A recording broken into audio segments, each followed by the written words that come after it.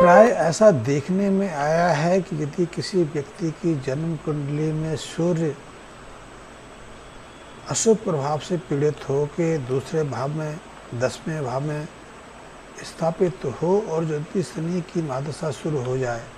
शनि की महादशा में शनि की अंतर्दशा शुरू हो जाए और शनि स्वयं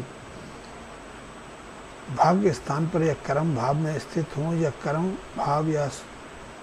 भाग्य स्थान के स्वामी हों, तो ऐसे में व्यक्ति की जो व्यापारिक स्थिति हैं अचानक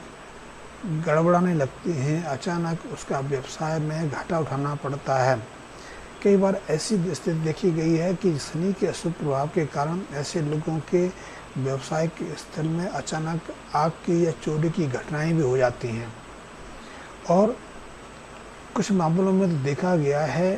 कि यदि ऐसी स्थितियां यथावत बनी रहें और शनि की अशुभता ऐसी ही भी जारी रहे तो उसको अपने व्यवसाय से हाथ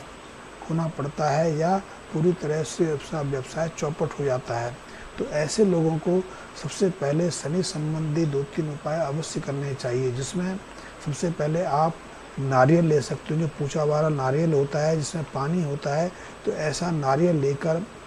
उसको काले वस्त्र में बांध के और उसमें काले तिल, काली उड़द की दाल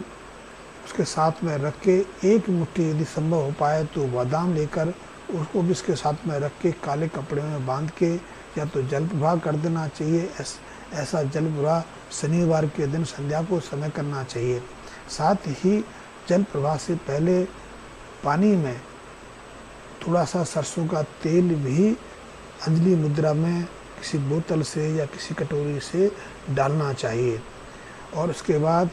आप इस नारियल को जल प्रवाह कर सकते हैं। जल प्रवाह करते हुए शनिदेव से प्रार्थना कर सकते हैं कि अपनी अशुभता को वापस लो, अपनी अशुभता को शांत करो, अन्यथा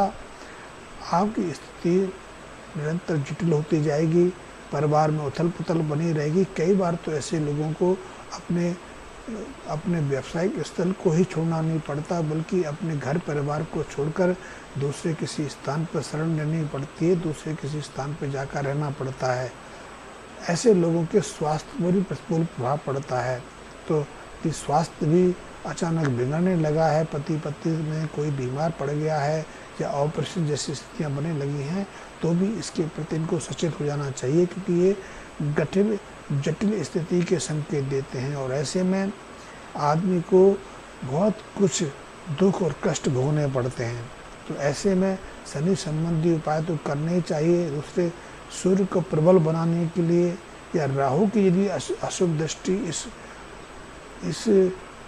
योग पर पड़ने लगे तो ऐसी स्थिति और जटिल बन जाती हैं। तो लाल किताब कहती है कि ऐसे में आदमी को ग्रह चाल के अनुसार कई तरह के उपायों का सहारा लेना चाहिए। वैसे भी लाल जो किताब के उपाय हैं वो ज़्यादा खर्चीले तो होते नहीं हैं, उनके लिए ज़्यादा पूजा पाठ या कर्म कांड का सहारा लेना नहीं पड़ता, सहजता से घर में संपन्न हो जाते हैं। लेकिन हाँ, लाल जो किताब के उपाय हैं उनको निरंतर या तो 43 दिन करना पड़ता है या 43